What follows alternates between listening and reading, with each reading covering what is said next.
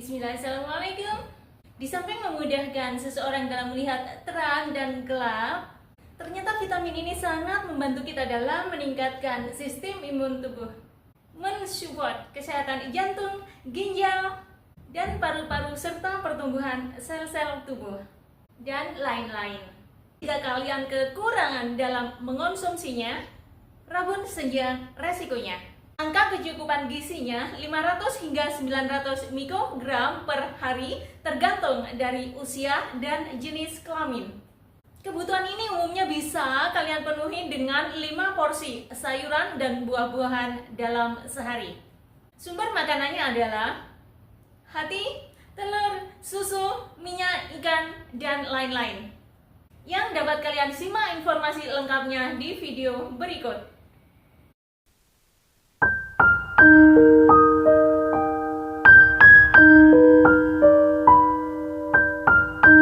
Di samping memungkinkan seseorang untuk dapat melihat suasana terang dan gelap, vitamin A ini bisa menekan faktor resiko degenerasi makular.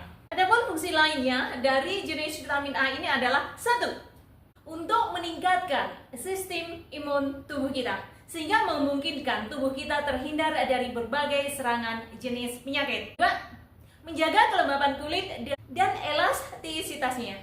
3. Menjaga kelembapan membran mukosa. 4. Mensupport pertumbuhan tulang dan gigi. 5. Membantu pertumbuhan sel-sel tubuh. Serta yang ke-6, menjaga kesehatan jantung, ginjal, dan paru-paru. Kekurangan golongan vitamin ini pada asupan harian seseorang bisa menyebabkan rabun senja, yaitu masalah kesehatan yang menyebabkan penderitanya kesulitan melihat jika kekurangan cahaya. Adapun gejala lain yang mungkin dijumpai jika diet seseorang kekurangan golongan vitamin A ini meliputi 1. Terjadinya pengeringan pada kulit. 2. Lambatnya proses penyembuhan pada luka. 3. Berkurangnya kemampuan seseorang dalam mengeluarkan keringat. 4. Terganggunya kepekaan nalar terhadap bau dan rasa. 5. Dijumpai banyaknya kerusakan nervous system. 6. Terjadinya pengeringan pada membran mukosa.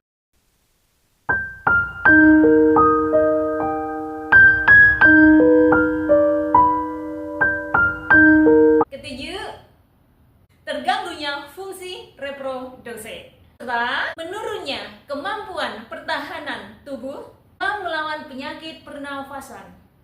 Beberapa golongan yang rentan beresiko tinggi kekurangan vitamin A meliputi bayi prematur, penderita kista fibrosis, vegetarian, serta penderita gastrointestinal atau penyakit saluran pencernaan yang umumnya terjadi pada bayi, anak-anak, wanita hamil, dan wanita yang menyusui. Karena sifat dari vitamin A itu sendiri larut dalam lemak, maka jika kalian kelebihan vitamin golongan ini, maka vitamin tersebut akan disimpan di dalam hati. Yang jika kondisi ini dibiarkan berlangsung cukup lama, bisa meningkatkan resiko terjadinya kerusakan hati. Umumnya, gejala yang sering timbul pada orang-orang yang kelebihan vitamin A ini adalah persendian terasa sakit, nafsu makan pun berkurang, pengeringan pada kulit, iritasi, diare, pertumbuhan yang kurang yang biasanya dijumpai pada anak-anak, hair suming, rabun senja, osteoporosis bahkan patah tulang, koma, dan kematian. Umumnya rekomendasi vitamin A untuk laki-laki berusia 14 tahun ke atas adalah 900 mikrogram. Sedangkan untuk wanita berusia 14 tahun ke atas adalah 700 mikrogram per hari, atau minimum 50 hingga 60% dari jumlah yang direkomendasikan. Kalian masih tetap berada di zona yang nyaman.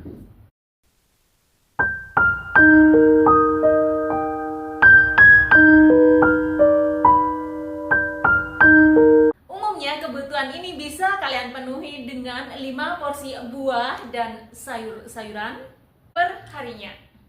Tapi yang jadi pertanyaan, bagaimana jika kita juga mengkonsumsi jumlah tertentu dari sumber makanan hewani yang tentunya kaya akan vitamin A juga? Maka, berapa porsi tepatnya untuk sayuran dan buah perharinya? Yang belum tahu jawabannya, tulis komentar di bawah. Dalam menulis komentar pun, dalam satu video channel Suprapti Dreams ini, kalian boleh menuliskan lebih dari satu komentar. Tapi yang penting harus berkaitan dengan diet dan kesehatan, bukan yang lain. Dan yang penting lagi, kita harus sopan dan mengikuti aturan komunitas kita. Gimana? Setuju? Oke. Lalu berapa banyak vitamin A untuk adik-adik yang bayi per harinya? Anak-anak pun wanita hamil dan menyusui yang direkomendasikan. Kalau belum tahu, tulis komentar di bawah. Insya Allah suatu saat akan saya jelaskan yang lebih detail di topik video berikutnya. Gimana? Setuju kan? Kalau ada usulan maupun pertanyaan, tulis saja di kolom komentar. Ayo ramekan channel Surati ini dengan like dan subscribe. Jangan lupa tekan tombol loncengnya untuk mendapatkan notifikasinya. Lebih hebat lagi jika kalian bersedia dengan ikhlas men-share video-video channel seperti ini kepada anggota keluarga maupun teman terdekat kalian semua. Terima kasih. Umumnya kelebihan vitamin golongan ini terjadi akibat tingginya konsumsi suplemen vitamin A. Vitamin yang berasal dari sumber makanan harian kita. Hati, minyak ikan, susu dan produk olahannya, telur, bahkan salmon juga kaya akan vitamin A.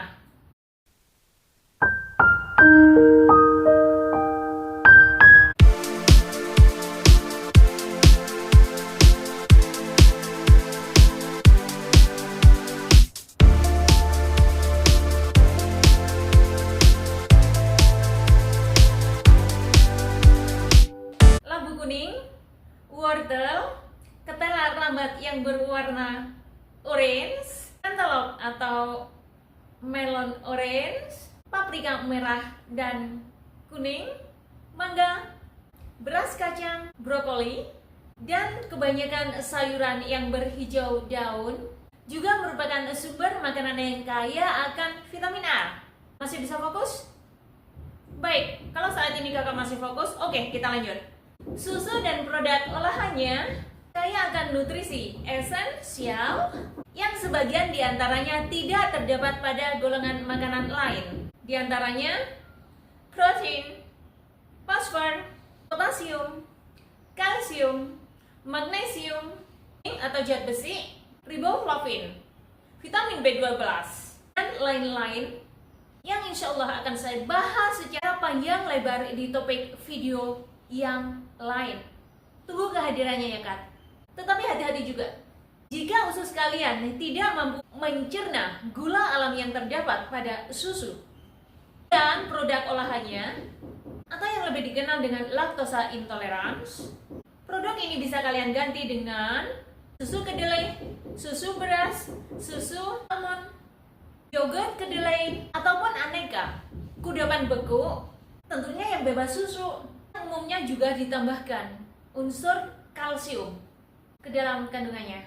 Video seru yang lainnya ada di sini. Wassalamualaikum